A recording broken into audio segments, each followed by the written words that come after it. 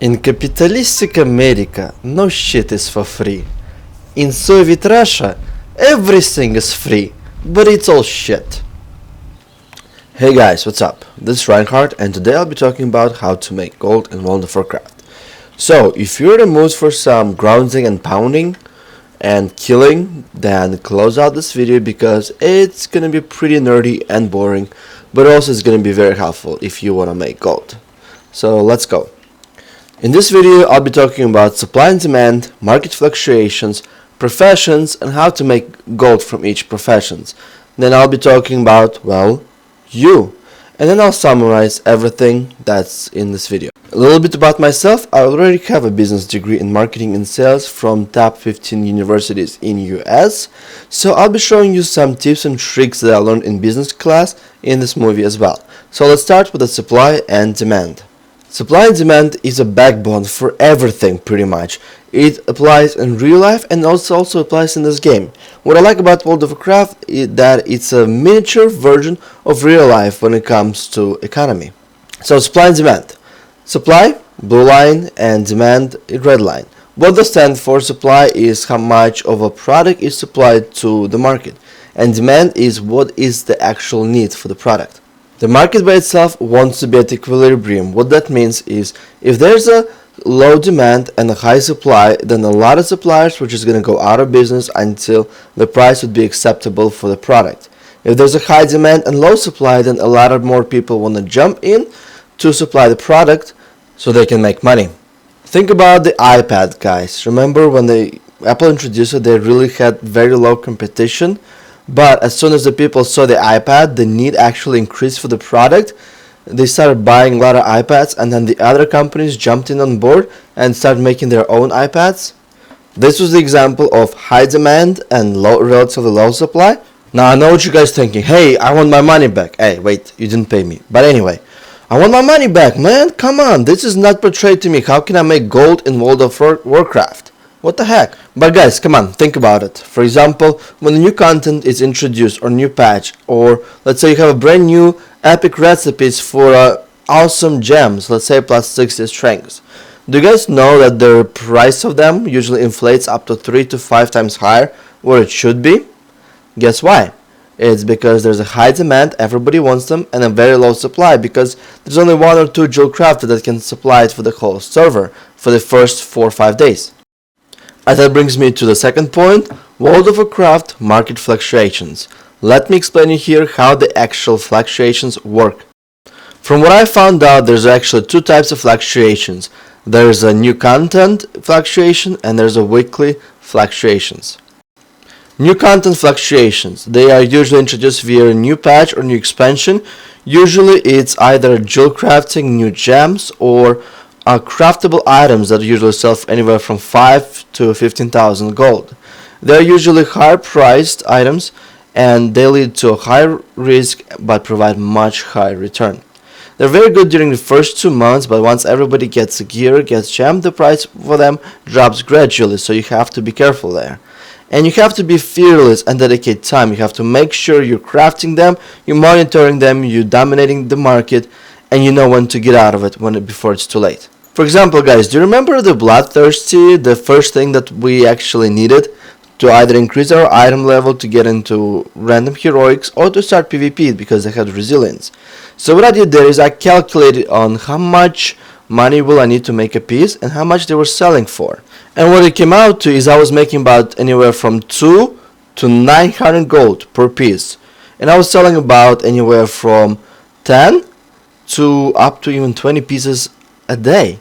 It was ridiculously good, disgustingly good. So I found a couple of blacksmiths, I added them to my friend list. I was tipping them 100 gold per piece, which was unheard of compared to the others. And I was making them and selling on Auction House. By the end of the month, when the price came down, the blacksmith messaged me and he said, "Yo man, thanks a lot. I was able to afford my Sandstorm Drake because I made about 20,000 gold from crafting stuff for you." And I was like, "Hey, no problem, man. I made about 70,000 gold from whatever you crafted for me." Haha. Now let's talk about the weekly fluctuations. They have to deal with the rating or BH. They are usually lower risky but provide lower return. They're good for staying on top of your needs, and the max I usually got was about 5 to 8,000 gold a week, which wasn't that much. Here I want you guys to grasp this concept because it could actually be potentially your biggest moneymaker. Think about it, guys. When are the most guilds raid? Tuesday, Wednesday, Thursday. When do people usually raid BH? Tuesday, Wednesday, Thursday, when it came out, when they just got it. So what happens during that time is the price for flasks, jewel crafting, gems, enchants, everything drastically increases. So what happens during that time is market jumps like crazy. It goes from the equilibrium, which it is, let's say about Monday or early Tuesday, down to high demand, low supply. The prices usually jump up by the Tuesday night. By Wednesday, Thursday, they are at their peak, and then they gradually go down, and then there's a high supply and low demand, and the prices for alchemy, everything goes down. Here's what I sometimes do, but I usually did a lot in the past, not in the future. I really don't need for gold anymore. But I would buy materials. I would not farm them. I hate farming. I would just buy them on Saturday, Sunday, but mostly on Monday. That's when they're lowest. Of course, it depends on the server, and you have to make your own research. Disclaimer. And I would craft the flasks myself because I have an alchemy, and I would sell them during Tuesday, Wednesday, Thursday. And I will make a huge difference in the prices. And let me show you how and why. Here's a screenshot for a flask of the winds that is sold during Tuesday, Wednesday, Thursday. I think I got it on like Wednesday mid-afternoon. And here's a screenshot of the same flask that I actually looked up on Monday. Do you see the 30% difference in price? You can virtually just buy this flask on Monday and sell them on Tuesday, Wednesday, Thursday. Here's another example. For example, flask of Titanic Strengths.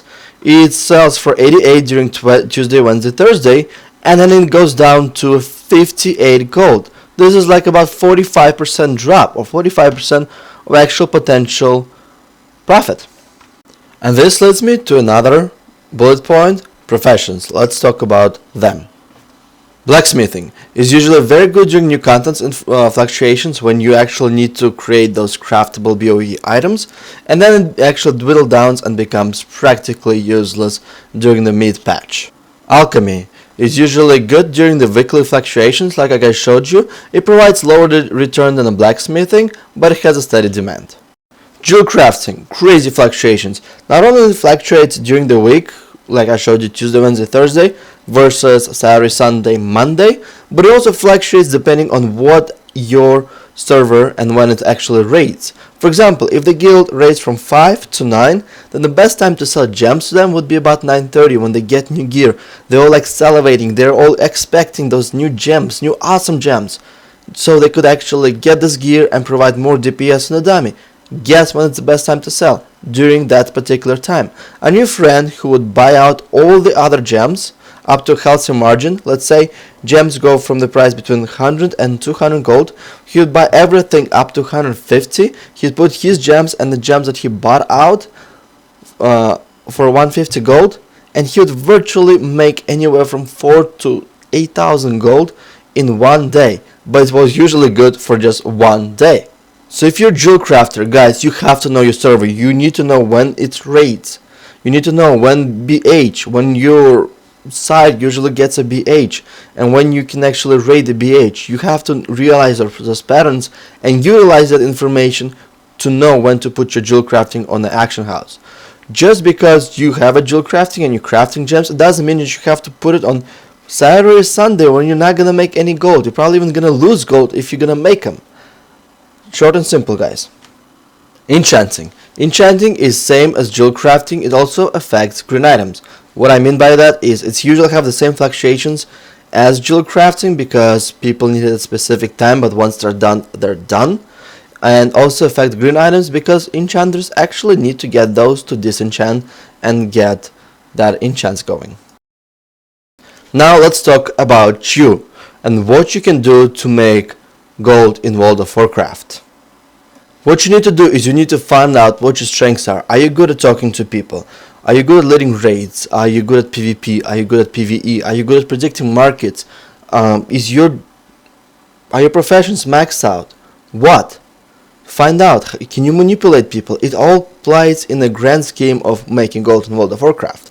Let me make you a few examples. I used to lead raids because I wanted my Shadowmourne back in Season 8. Actually, I am the saddest gladiator there is because I got my Shadowmourne and then I got my gladiator title. That means I got my Shadowmourne after the season was over. Haha. Shut. Anyway, so I was making GDKP pugs and I was making anywhere from 6 to 8,000 gold within 3 hours window. I think it was actually worth my time back then. Then find out, are you good at predicting market fluctuations?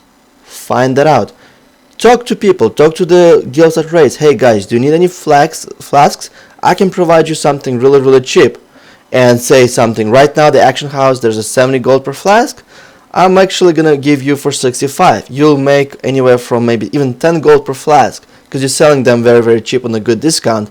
But keep in mind that 10 gold times 25 times 3, 750 gold a day for 3 days of raiding. That's 2250 gold.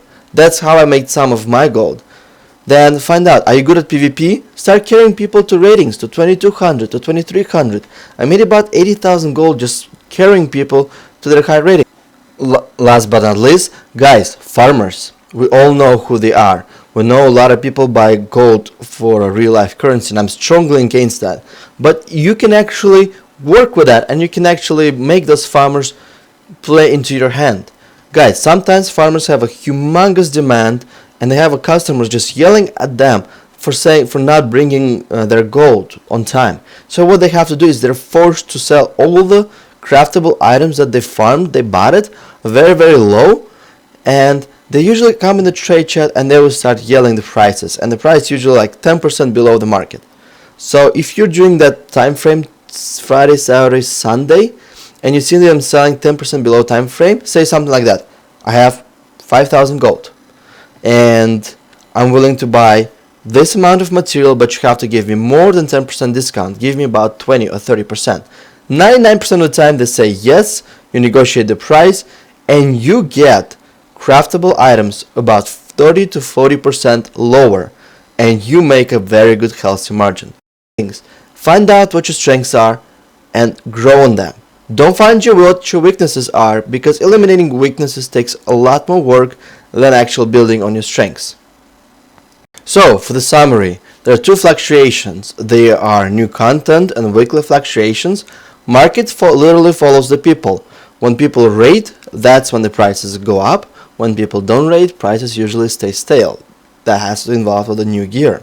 Each profession requires a different approach, and find out what your strengths really are in order to make gold. Thanks guys so much for watching this humongously and nerd festival video. I promise you this probably would be my first and the last video, but I really wanted to help you guys out to make gold in World of Warcraft. Thank you very much and stay tuned.